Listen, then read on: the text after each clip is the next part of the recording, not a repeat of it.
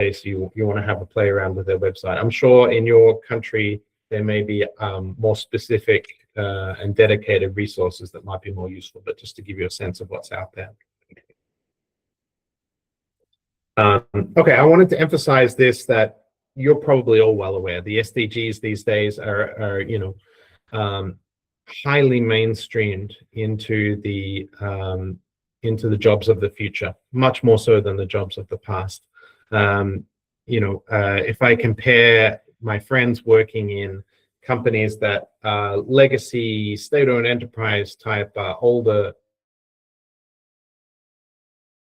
companies, they're much less literate in these important goals. However, the companies and the solutions of the future are increasingly fully aware of these and what they mean for their jobs. But if you're not familiarized with yourself with them, because they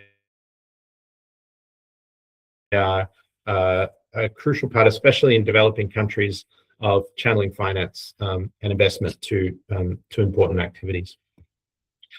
Before we move on to the next session, I just wanted to sort of highlight a few of the forcing and sort of withholding factors that are going on within the sustainability job market at the moment. So you have obviously huge environmental and climate push factors encouraging companies to invest in these areas.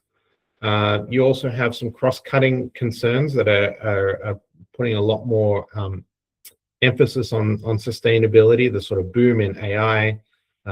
There's a question around sort of how carbon markets are evolving and whether they need more regulation.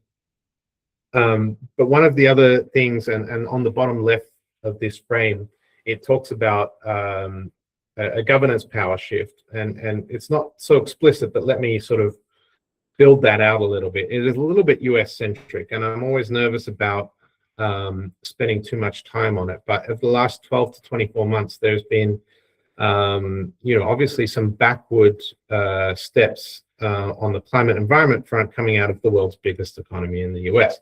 And that's not just policy stuff, but it's also pushback against ESG,